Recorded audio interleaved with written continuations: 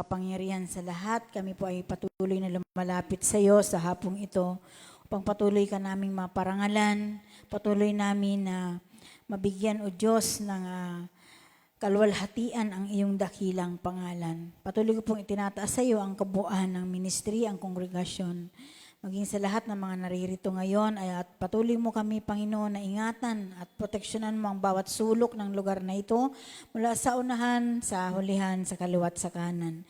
Maging yung mga ingay sa daan, ingay sa mga katabi namin, Panginoon, amin po itong sinasaway at inalisan ng kapangyarihan ang espiritu ng kaingayan in the name of Jesus. Salamat, Panginoon, sa oras na ito muli. Nilalapit ko po ang aking sarili upang magamit mo ko para sa iyong kapurihan at ang kalooban mo nawa ang patuloy na mahayag sa buhay ko. Salamat o Diyos at ang karangalan, kalulhatian pa sa salamat, binabalik namin ito sa iyo sa tayong pangalan ni Jesus. Amen. Praise God. Salamat sa Panginoon. At tayo po ngayon ay magpasimula sa kung saan yung ating pong mensahe ngayon ay napapanahon at hindi po ito nahuhuli sa ating mga pang-araw-araw na pamumuhay. At ito nga po ay ating pinamagatang when having doubt in our spiritual walk.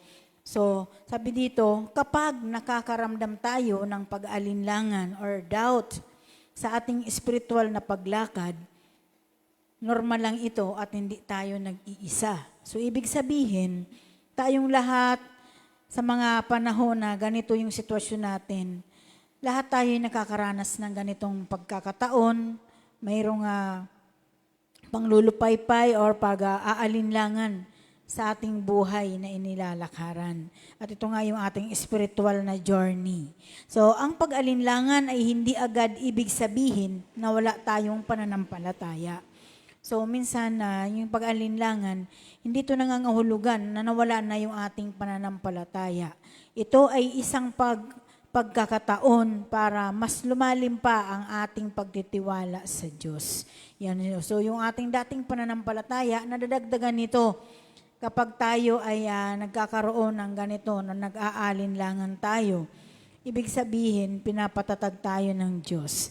So, lagi nating tatandaan sa bawat araw ng buhay na binigay sa atin ng Panginoon, paggising po natin sa umaga, lagi nating idideklara mula sa ating mga bibig na maganda o something good is going to happen to us. So, lagi niya na idideklara mula sa ating labi. So, minsan, hindi man na good, minsan may bad, pero lagi nating tatandaan lahat ng mga sitwasyon, lahat ng mga pagkakataon na pinapangyari ng Panginoon ay mayroong rason kung bakit ipinaparana sa atin ng Diyos. So there are moments when even sincere believers ask difficult questions. So may mga pagkakataon din po na kahit yung mga tapat nating mga kapatiran, mananampalataya, ay meron din silang mga katanungan na mahihirap. Sa kabila ng sitwasyon na sila ay naglilingkod na, mayroon pa rin silang nararanasan na katanungan at ito ay nangyayari pa rin sa ating lahat kapag tayo ay nakakadama ng pag-aalinlangan. Minsan tayo'y nananalangin, we pray, yet the answer seems delayed. So sa kabila ng tayo'y nananalangin, pero yung ating tugon ay minsan ay delayed pa rin, nahuhuli pa rin. Amen po ba? We read God's word, yet our hearts feel heavy. So, ibig sabihin, kahit na magbasa tayo ng salita ng Diyos, bakit ganun? Minsan, mabigat pa rin, mayroon pa rin kabigatan yung ating mga puso. So, sa ating mga pagpupuri, kahit na tumutulo na yung ating mga luha, ay bakit ganito pa rin yung ating nararamdaman? Patuloy pa rin ito. Pero hindi ibig sabihin na yung ating pananampalataya ay na-failed. So, ibig sabihin ito, this means we are walking or experiencing through one of life's battle. So, ibig sabihin daw po nito, meron tayo, nakakaranas tayo ng mga burden o mga battle, mga pinagdadaanan na mahirap sa ating mga buhay. Kasi sabi nga, normal ito para sa atin na makadama tayo ng ganitong sitwasyon dahil tayo ay nasa laman pa, nasa sanlibutan pa tayo. So normal na tayo ay makaranas ng lahat na nararanasan ng iba, lalo na po yung kapag subukan. We must remember that the Christian life was never promised to be free from trials. So lagi daw po nating alalahanin ng ating buhay bilang isang mananampalataya. Amen po ba? Ay hindi ipinangako na tayo ay free na or ligtas na sa mga kapagsubukan. Amen po. Katulad din si Jesus Christ mismo, sinabi niya sa kanyang mga salita sa John 16:33, na sabi niya dito, sinabi ko ito sa inyo upang kayo'y magkaroon ng kapayapaan sa pagkikipag-isa sa akin. Magdaranas kayo ng kapighatian sa mundong ito, ngunit tibayan ninyo ang inyong loob na pagtagumpayan ko na ang sanlibutan. Amen. So, alam na ng Panginoon, kaya nga bago siya umalis, bago siya umakyat sa langit, ay nagpaalala siya sa atin na yung mga bagay na mararanasan natin, ito ay normal. Sabi nga, sinasabi niya sa atin upang magkaroon tayo ng peace, kapayapaan sa pagkikipag-isa sa Kanya. So, ibig sabihin, kapag tayo nakipag-isa sa ating Panginoon, magdaranas din pa rin tayo ng kapighatian sa mundong ito. Pero ang sabi niya, we must be of good cheer. Ibig sabihin, tibayan natin yung ating kalooban sapagkat si Jesus Christ, napagtagumpayan na niya ang sanlibutan. So, kung napagtagumpayan na ng ating Panginoon, how much more tayo napagtagumpayan na rin natin ito sapagkat lahat na ginawa ng ating Panginoong Hesus dun sa krus ng Kalbaryo, ito'y ginawa niya para sa ating lahat. Our hope is not that we'll never face storms. Our hope is that Christ is with us in every storm. So, ibig sabihin, ang ating pag-asa ay hindi ito, hindi natin na mararanasan. O sabi nga, yung ating pag-asa, hindi natin ito haharapin hindi niya sinabi na sa mga bagyo ay hindi natin mararanasan ang pag-asa. Kundi sabi niya, ang pag-asa natin kasama si Kristo sa mga bagyo na ating mararanasan. Amen. So hindi niya sinabi na sa mga kakaharapin natin ay hindi natin makakaranas, hindi tayo makakaranas ng pag-asa or storm dahil nandiyan ang pag-asa natin sa Diyos. Pero sabi nga, yung ating pag-asa na si Kristo, sa kabila ng mga pagsubok na ito, kasama natin siya sa lahat na ating pinagdaraanan. Amen po ba? Even great men and women of God experience moments of weaknesses. So kahit na po yung mga lingkod ng Diyos, babae man, lalaki man, sila man din ay nakakaranas ng mga pagkakataon na sila ay nanghihina, mayroong mga panglulupaypay at yung mga weakness nila ay nararanasan nila ito. Katulad ni John the Baptist na kung saan nagkaroon siya ng isang malaki ding katanungan nung siya ay nasandoon sa kulungan. Diyan sa Matthew 11, chapter 2 hanggang 6, makikita po natin dito nung siya ay naharap sa, nakulong siya. Amen. Nung siya ay nakulong, nag-expect siya na mayroong dadalaw sa kanya. Mayroong darating at dadalaw sa kanyang isang hukom na kung saan ito yung Misaya, na walang iba kundi si Jesus Christ, na kung saan no hindi niya ito naranasan o hindi ito dumating sa kanyang pag-asa na sakaling darating, ito yung nag-udyok sa kanya para siya ay magkaroon ng katanungan. Kaya ang ginawa niya, alam niyo bang ginawa niya? Nag-utos siya doon sa mga alagad na puntahan niyo nga si Jesus Christ at tanungin niyo siya kung siya nga ba yung ipinangako na Misaya na darating. Amen. So, sabi nga, hinanap niya ito sa kanyang kalalagayan. Minsan sa ating buhay, may mga sitwasyon na hinahanap natin yung presence ni Lord sa sitwasyon na ating pinagdadaanan, ngunit hindi natin siya masumpungan. Amen po ba?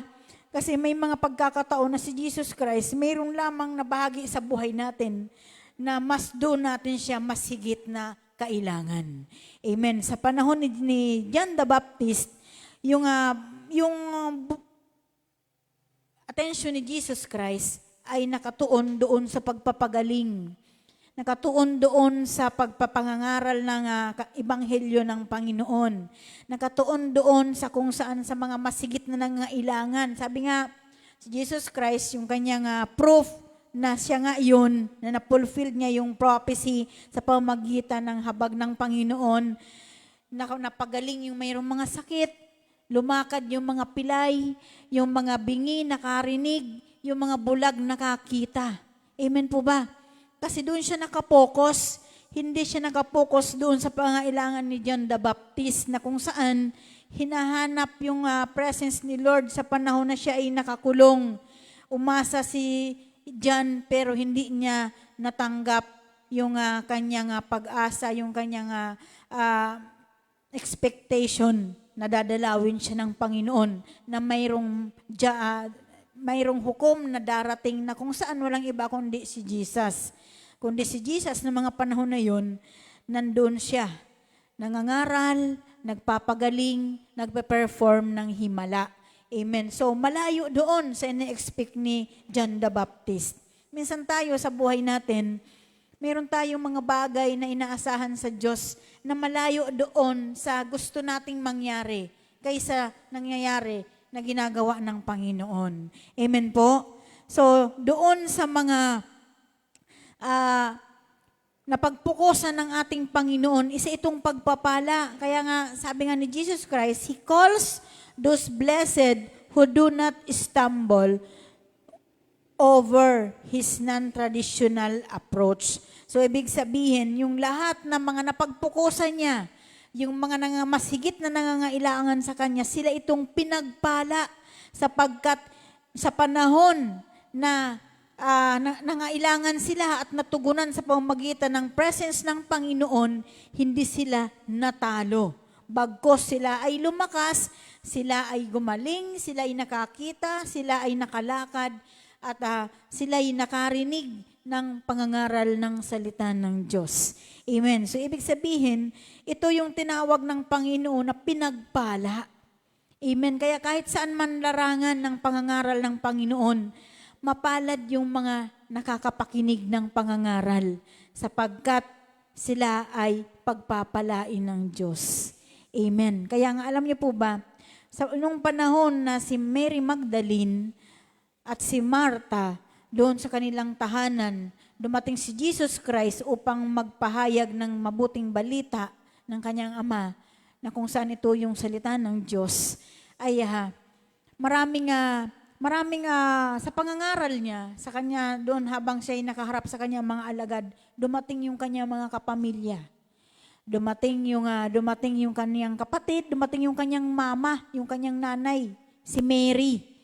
Kaya ang sabi ng mga alagad, Guro, teka muna, nandyan po ang iyong pamilya. Pero ang sabi ni Jesus Christ, teka, hindi sila ang totoo kong kapamilya. Dahil ang totoo kong pamilya, yaon lamang lahat na nakikinig sa akin. Kaya kapag hindi tayo nakinig sa Panginoon, hindi tayo nagpasakop sa Kanyang kapangyarihan, at hindi tayo nagasunod sa Kanyang kalooban, hindi tayo makakasama doon sa tinatawag na pamilya ng Diyos. Yun naman po talaga ang katotohanan. Amen po ba? Kaya sabi ni Jesus, siya'y nanawagan doon sa kanyang napagpukusan na talagang nakita yung kanyang patutuo na siya'y nag-perform ng himala. Sabi niya, ito yung lahat ng mga pinagpala, lahat sila na hindi natalo. Kasi kung physical o kung literal na expectation ang mayroon tayo sa Panginoon, tayo ay matatalo. Wala tayong mararating. Hindi tayo makakaranas na maranasan natin yung kalooban ng ating Panginoon. Nung panahon naman ni Peter, nung kasalagsagan na sila ay nasa laot at nagkaroon ng matinding unos, malakas ang bagyo, yung kanyang mga alagad ay nandoon sa bangka at nagulat na lamang sila. Nung sa kabila ng lakas ng tindi ng agos ng alon, nakita nila si Jesus Christ naglalakad sa tubig. Amen po ba na, naalala niyo po ba doon sa Matthew 14:28 to 31? Yan, si Peter, he briefly sank when he took his eyes. Amen, ibig sabihin, na pansamantala siyang lumubog nung inalis niya yung kanyang focus sa Panginoon. Kasi na po, nagkaroon siya ng focus doon sa unos. Amen po ba? Kasi yung kanyang mga kasama nagpapanik. Malakas yung hampas ng alon, nagpapanik. Di nagtagal, nakita nila si Jesus, naglalakad doon sa tubig. Amen? So nagulat itong mga alagad. At nakita nila, akala nila si Jesus, multo. Ay, multo, naglalakad sa tubig. Amen po ba? When Jesus tells them not to be afraid, Peter boldly asked to join him, and Jesus invited him onto the churning waves. So, ibig sabihin, nung si Jesus Christ, nakita itong mga alagad niya na nagpapanik. Amen, nagpapanik doon at nakita siya, akala sa kanya ay multo. Sabi ni Jesus Christ, huwag kayong matakot. Nung sinabi ni Jesus na huwag matakot, itong si Peter ay naglakas ng loob na sumigaw kay Jesus Christ. Sabi ni Peter, I want to be with you. Sabi ni Peter. So niyaya naman, nito naman si Jesus Christ, niyaya si Peter, inanyayahan siya na, halika, pumunta ka rito. Amen? Habang malakas yung alon, niyaya ni Jesus Christ si Pedro na lumapit sa kanya at sumama sa kanya sa paglalakad sa tubig. So doon sa hakbang na yaon, alam niyo po ba, na-overcome ni Peter yung takot. Amen? So it is a matter of stepping out in faith. So si Peter, he asked to walk on the water not out of pride but out of a desire to be where Jesus is. So ibig sabihin, yung pagpapasya ni Pedro na pumunta doon, na maglakad doon sa tubig, na-overcome niya yung takot at na talagang pinanghawakan niya yung pananampalataya at nanangan siya sa kapangyarihan ng salita ng Diyos na kung saan mayroong isang word na binitawan ang ating Panginoong Jesus na kung saan ito yung command sa kanya. Ang sabi sa kanya ni Jesus, come ahead. O sabi ni Jesus kay Peter, umusad ka. Ibig sabihin, lumakad ka, magpasya ka upang mapagtagumpayan mo ang takot at lakaran mo ang pananampalataya. Tayo minsan sa ating mga pag-alinlangan, hindi natin nagagawa na mapagtagumpayan yung takot. Kapag mayroon tayong pag-alinlangan, ang kasunod niyan, takot. Amen po ba? Kaya tayo nag-alinlangan kasi takot tayo.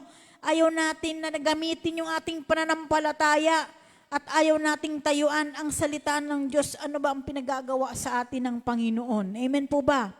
So, dapat natin na maunawaan na sa bawat pinagdadaanan natin, meron tayong dapat mapagtagumpayan. Yung pag-alinlangan, yung takot, at yung lumakad tayo sa ating pananampalataya at manangan tayo sa salita ng Diyos. Yan yung pinanghawakan ni Peter.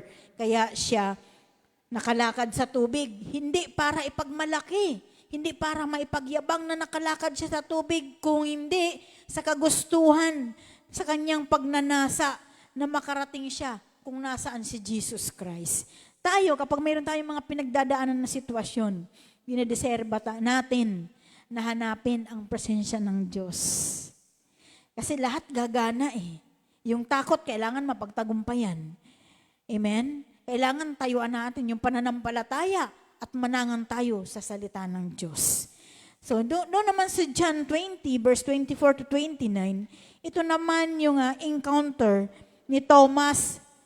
Yan. So, si Thomas na isang alagad, na-encounter niya si Jesus Christ nung nabuhay na magmuli si Jesus Christ. So, si Thomas talagang nag-alinlangan siya na nabuhay si Jesus hanggang sa sabi niya, hanggat hindi niya daw na nahahawakan as proof yung sugat ni Jesus Christ dito sa tagiliran, hindi siya maniniwala na si Jesus ay nabuhay. Marami sa atin yung to see is to believe. Alam niyo po ba si Tomas? Si Tomas ay marami na siyang napagdaanan, nakasama niya si Jesus.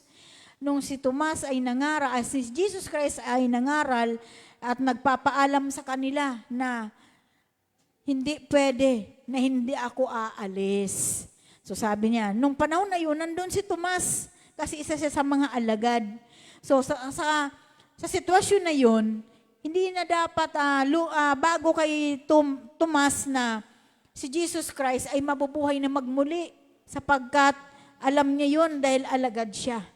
Pero nung nabuhay na nga na magmuli si Tomas, si Jesus ay nag-alinlangan pa si Tomas.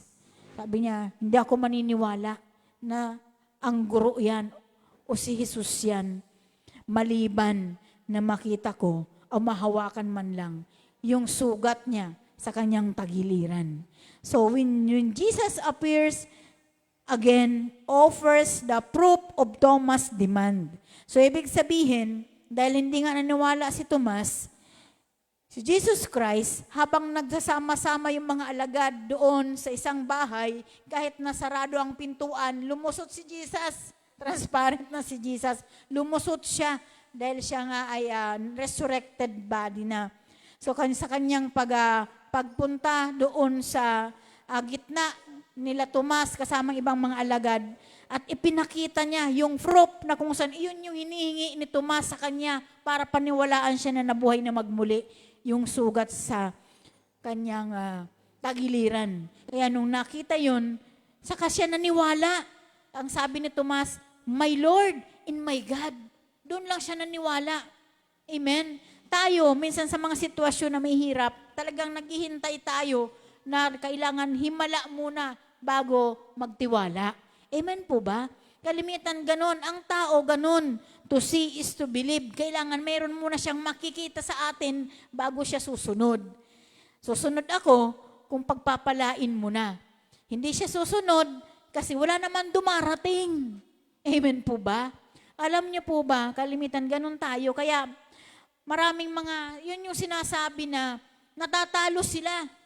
Kasi sa kabila ng sitwasyon nila, hindi nila natayuan yung pag-overcome sa takot, sa alinlangan, at yung pag-step out sa pamagitan ng pananampalataya at hindi sila nanangan sa salita ng Diyos.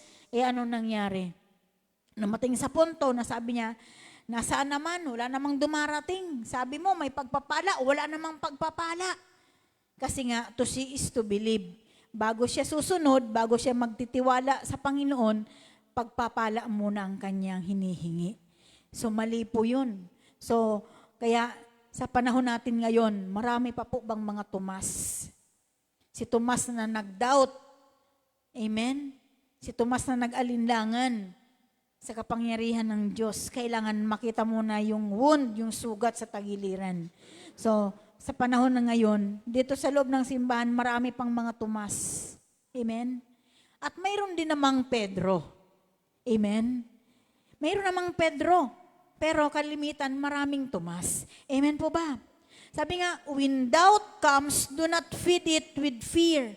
Kapag daw dumarating yung pag-alinlangan, huwag natin itong punuan ng takot. Huwag na nating dagdagan pa ng takot. Amen po ba? Feed your spirit with the Word of God. So sa kabila noon, sa halip na ang i-feed natin sa pag-alinlangan ay takot, punuan natin yung ating espiritu ng salita ng Diyos. Amen po ba? Kasi sabi nga sa Romans 10:17, kaya't ang pananampalataya ay bunga ng pakikinig at ang pakikinig naman ay bunga ng pangangaral patungkol kay Kristo. So walang uusbong na pananampalataya kung wala tayong mapapakinggan na pangangaral patungkol kay Kristo. Amen. So nakakalungkot kasi sa kabila ng marami na tayong napapakinggan ng pangangaral patungkol kay Kristo, hindi pa rin gumagana yung ating pananampalataya. Amen po ba? Kaya ang kinalabasan, si Tomas siya. Amen po ba? Praise God. Hold firmly to God's promises. Sabi sa 2 Corinthians 5:7, it says that, sabi dito, sapagkat namumuhay tayo batay sa pananampalataya sa Panginoon at hindi sa mga bagay na nakikita. So, ibig sabihin, dapat mabuhay tayo sa pamamagitan ng ating pananampalataya sa Diyos. hindi doon sa mga bagay na nakikita lamang o yung mga bagay na pansamantala. Amen. Kaya hindi natin naalagaan yung ating pananampalataya dahil nakatingin tayo o umaasa tayo sa mga bagay na parating, sa mga bagay na dumarating. Amen po ba? Hindi tayo nakaka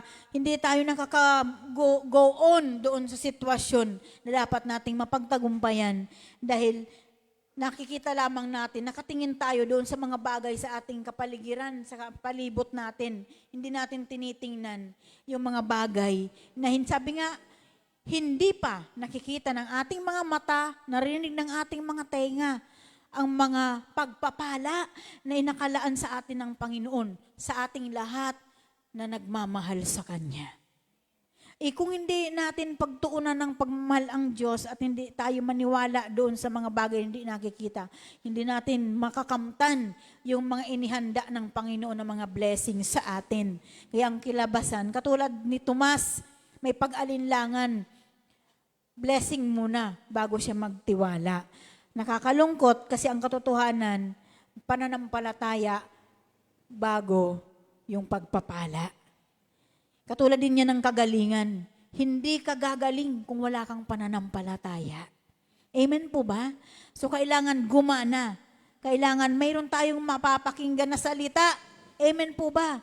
Huwag lang tayong mag-focus doon sa mga nakikita natin na sitwasyon sa ating harapan. Masisira lamang yung ating pagiging mananampalataya. Amen po ba? Sabi nga ni Apostle Paul, ito'y paalala niya sa atin sa 2 Corinthians 4:8 and 9. We are troubled on every side, yet not distressed. So, ibig sabihin, may ang problema natin, nandyan lang, sa tabi-tabi, marami tayong problema, pero dapat huwag tayong sumuko. Amen po ba? Huwag tayong susuko. Amen po. Kaya ang turo sa atin ni Apostol Santiago, sabi niya dyan sa chapter 1 ng James or Santiago, 1, 2, to 4. Sabi dito, friends, consider yourself fortunate when all kinds of trials come your way. For you that win your faith success in facing such trials, the result is the ability to endure. Make sure that your endurance carries you all the way without failing, so that you may be perfect and complete, lacking nothing. So sabi ni Apostle Paul, ikonsidera daw po natin na ang ating mga sarili, na tayo ay sa pagdating ng mga pagsubok, huwag tayong matitinag. Amen po ba? Kapag dumating sa atin yung pagsubok, hindi siya magbibigay ng pagsubok na hindi naranasan pa ng iba. Amen po ba? Ibig sabihin, huwag nating ipalagay na sa atin lang yun, tayo lang yung nakakaranas. Ibig sabihin, lahat nakakaranas ng pagsubok na nararanasan natin. Amen po. Kaya kapag daw sabi nga, kapag nanagumpay yung ating pananampalataya sa pagharap ng mga pagsubok na ito, ang resulta nito ay kakayahan na makapagtiis tayo. Amen po ba? At siguraduhin po natin na yung pagtitiis natin, ito yung magdadala sa atin sa paraan na hindi tayo matitinag, hindi tayo magkikwit.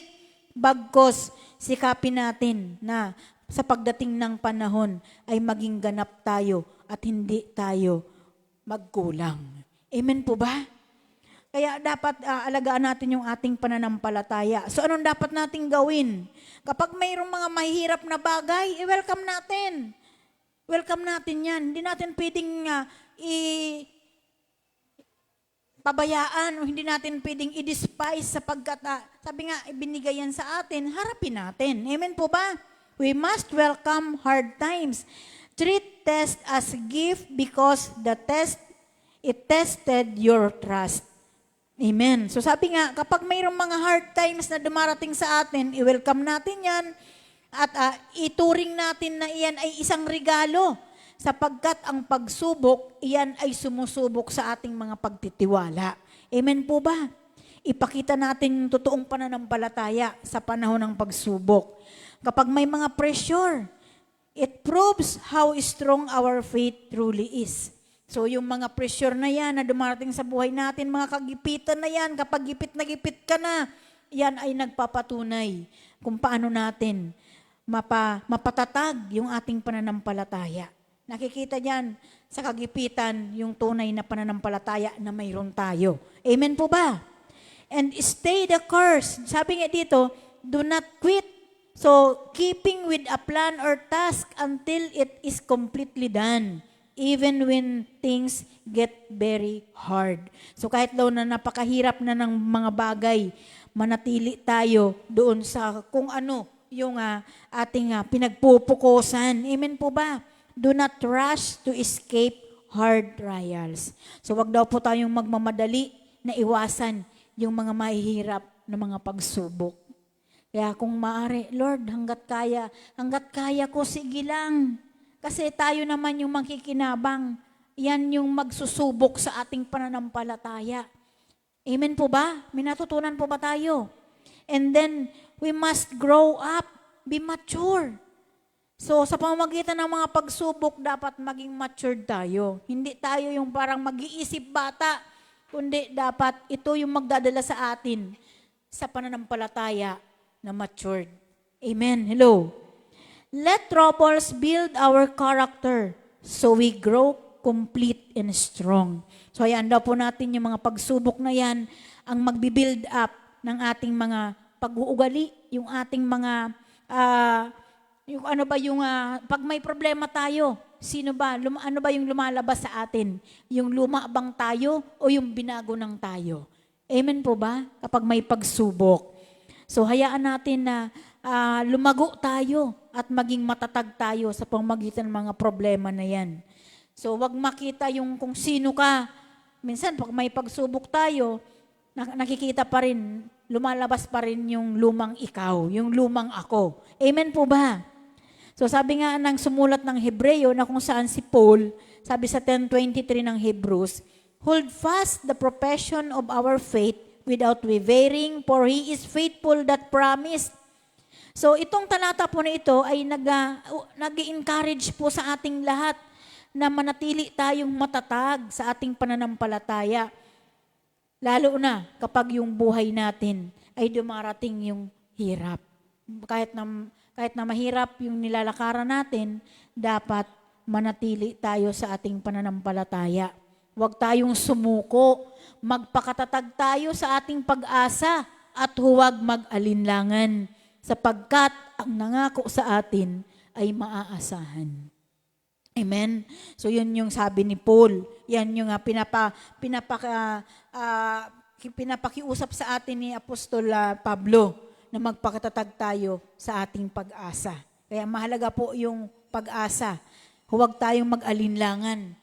Mahirap yung nag-aalinlangan dahil ang nangako sa atin ay maaasahan. Amen po ba? Kaya bilang mga anak ng Diyos, anak po ba tayo ng Diyos? Let's always remember the Lord's promise. Ano ba yung promise ng Panginoon sa Hebrews 13:5? Na sabi niya, hindi niya tayo iiwan ni pababayaan man. Amen?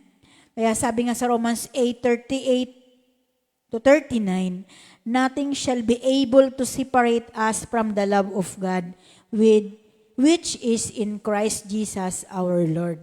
So walang makapaghihiwalay sa atin. Ano ba yung makapaghihiwalay sa atin? Alam niyo po ba, ang talatang ito sa Roma chapter 8, verses 38-39, isa itong matatag na pangako sa atin ng Panginoon na may kasamang permanenteng pag-ibig niya sa atin. Amen po ba? It assures us, believers, that no physical and spiritual or temporal force can break our bond with God. So, ibig sabihin, ano ba yung mga makapaghihiwalay na binanggit dito? Life and death. So, kahit na yung buhay at kamatayan, hindi ito makakapaghiwalay sa atin sa pag-ibig ng Diyos, maliban na lamang na dumating yung pagkakataon, yung natural na bond natin as a human existence, kung hanggang saan na lang tayo. Doon mapuputol yung ating sa Panginoon. Pero kapag tayo'y nananatili sa Kanya at malalim tayo sa Kanya, we will live forevermore. Mabubuhay tayo magpakailan-kailanman. Amen po ba? So sinabi niya na makapaghiwalay ba sa atin yung mga spiritual na forces? Ano ba ito? Mga kapangyarihan, yung mga anghel, demonyo, mga kapangyarihan ng mga sansinukob, lahat na makapangyarihan. So hindi ito ang makapaghihiwalay sa atin sa pag-ibig ng Diyos. Maging yung ating oras, the present in the future. Hindi rin makapaghiwalay sa atin sa pag-ibig ng Diyos yung ating nararanasan ngayon sa kasalukuyan at maging sa mga hinaharap. Amen po ba? At yung space in creation, ano ba ito? Yung height and depth or any other created things. Sabi nga, yung lalim o yung taas, yung lalim ng mga nilikha ng Panginoon, hindi ito ang makapaghiwalay sa atin sa pag-ibig ng Diyos sa atin. Dahil ang pag-ibig niya sa atin ay permanente. Amen po ba? If we are struggling sa mga bagay na mayroon tayo ngayon, kung tayo ay binabattle natin yan, do not give up. Amen. So, wag tayong sumuko. Go back to the scripture. So, balikan natin ang salita ng Diyos. Katulad ni Peter, binalikan niya ang salita ng Panginoon, pinanghawakan niya ito. Mayroong sinabi sa kanya ang Panginoon, halika, umusad ka para makarating ka dito sa kinaroroonan ko. Kaya si Peter, nakalakad siya sa tubig. Hindi niya ito pinagmayabang, hindi niya ito pinagmalaki, kundi sa dahilan na siya'y nagnasa, na makapunta siya kung nasaan ang Panginoon.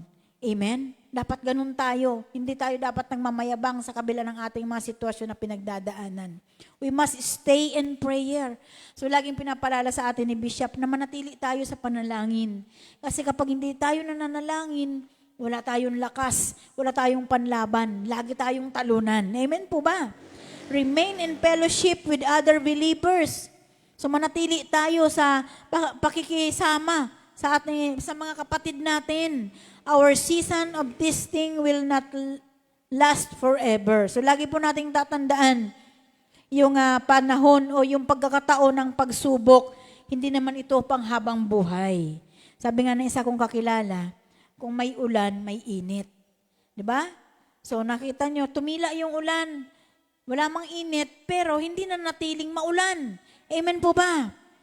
So sabi nga, yung katapatan ng Diyos, sabi, yung panahon ng pagsubok ay hindi ito lalawig sa atin. Pero yung katapatan ng Diyos, ito yung mananatili magpakailanman. Amen. Stand firm and trust His word. So maging matatag, manatili tayo at magtiwala tayo sa salita ng Diyos. Sapagkat ang ating Panginoon na tagapagligtas ay patuloy na hinahawakan tayo. Ayaw niya tayong mapahamak. Sabi nga doon sa John 6:20-29, ang nasa mga kamay ng Panginoon, ang nasa mga kamay ko ay walang sino mang mahulog mula sa mga kamay ko, maliban na ito ay kalooban ng kanyang amang nasa langit. So we must stay in bond with Christ. Amen po ba? Ang sabi niyan sa Hebrews 12:2, we must fix our eyes into Jesus, who is the author and the perfecter of our faith. Ituon po natin ang ating paningin kay Jesus na siyang pinagmumulan at kabuuan ng ating pananampalataya. So si Jesus Christ, sa kagalakan na naghihintay sa Kanya, hindi niya ikinahiyang mamatay sa krus at siya ngayon nakaupo sa kanan ng trono ng Diyos. Amen. So, may panahon ng paghihintay. Amen. Si Jesus Christ, hinintay niya na natili lang siyang nakatingin, nakaabang, aware siya sa kung ano yung instruction ng kanyang Ama na nasa langit. Katulad natin, lahat nating mga idinadaing sa Diyos, hindi naman yan makakarating sa langit kung hindi sa pamamagitan ng kanyang bugtong na anak na si Jesus. Sabi nga, yung ating mga panalangin, iniipon yan ni Jesus. Nilalagay yan sa isang mangkok, tinitipon yan. At kapag iyan naibuka na ng ating mga bibig sa kanya na yan, siya yung mediator natin sa ating Panginoon. Amen? Dito sa lupa, we have our pastor, we have our bishop.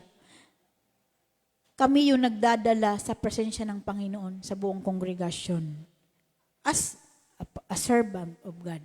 Pero pagdating naman sa pagitan naman ni Jesus at ang kanyang ama, si Jesus yung ating mediator. Siya yung tagapamagitan. Kaya yung ating mga prayer request, hindi yan makakarating sa langit kung hindi sa pamamagitan ni Jesus Christ. Kaya sa ating mga panalangin, kapag mayroon kang gustong-gusto na hilingin sa Panginoon, huwag mong irekta agad sa Ama, sapagkat mayroong anak na naghihintay na kung hindi sa pamamagitan niya, in the name of Jesus, our prayer request cannot be granted.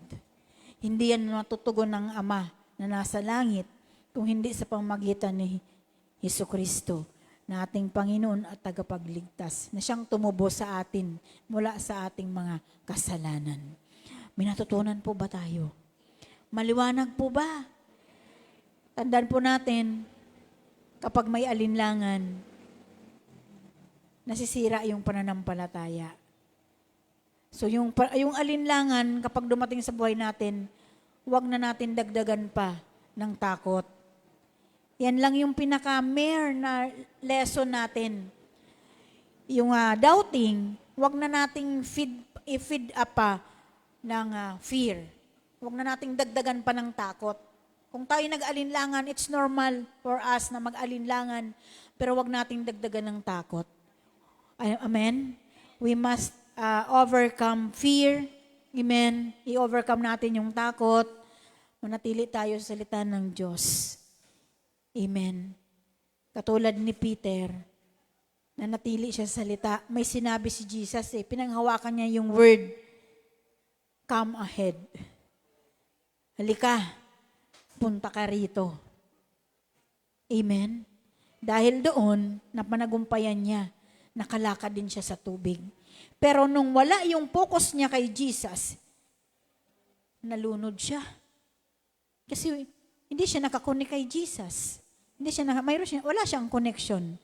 Pero nung hinanap niya ang Panginoon at dinisere niya ito, hindi siya nagmayabang, humble pa rin siya. Dinisere niya na makarating siya kung nasaan si Jesus. Anong nangyari? Hindi siya nalunod. Amen? Nakapanagumpay siya. Dapat ganun tayo. Amen?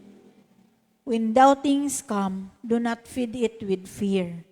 Amen? Sa halip, we must step out in faith. We must overcome fear, step out in faith, and still in the Word. Stir in prayer. Amen? Kaya noon, hindi ko siya maintindihan. There are sometimes may mga sitwasyon noon, hindi pa ako malalim sa aking pananampalataya. Mayroong isang babae na patuloy na nangangaral ng Word of God sa television. Lagi niyang sinasabi, stay in the Word. Sabi ko, ano kayang ibig sabihin nito? Stay in the Word. So habang nagmamatured sa pag-aaral, naunawaan ko na ngayon. Kaya pala laging sinasabi ng women of God na ito, na we must stay in the Word. Stay in His Word. Dahil yun pala ang isang importante or primary na sangkap para tumatag yung ating pananampalataya, ang salita ng Diyos. Kasi without the Word of God, hindi uusbong yung ating pananampalataya sa Diyos. Amen? Purihin po natin ang ating Panginoon. Father God in heaven, we thank you for your message for us. Salamat, Panginoon, sapagkat ginawa mong malinaw sa amin yung pagpaliwanag ng mensahe mo para sa amin. Lord, sa soma total ng aming pag-aaral, ito ay napapatungkol sa aming lahat, sa paglakad namin, sa aming pananampalataya, na huwag kaming mag-alinlangan. At kapag dumating yung pag-alinlangan, it's normal, but wag po namin itong hayaan na ma-feed up pa ng takot. Sa halip, we must stay out in faith and stay in your word. We thank you so much, Father, for this opportunity, for the wisdom that you have given to me, O God. Salamat, Panginoon, for using me as your vessel, a vessel of blessing of the word, of your message for us, for each and every one of us na naririto ngayon. Maraming salamat, O Diyos, sapagkat hindi mo kami hinayaan. Na sa kabila ng mga sitwasyon na nahihirapan kami, may mga pressure kaming mga pinagdadaanan, literally. Pero nariyan ka upang kami ay patuloy na i-cheer up.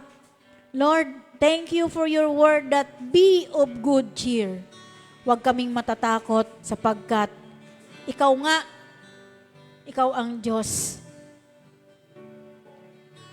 na hindi dapat kaming matakot. Nariyan ka upang kami ay pangunahan, samahan, pagtagumpayin, pagpalain. Salamat po, Panginoon, sa iyong mga himala. Salamat po sa kapangyarihan ng iyong mga salita namin napakinggan ngayong hapon na ito. At ang lahat ng ito'y ibinabalik namin sa iyo sa tanging pangalan ni Jesus, na aming Panginoon at tagapagligtas. Lahat na tinubos, magsabi po ng Amen. Palakpakan nga po natin ang ating Panginoon.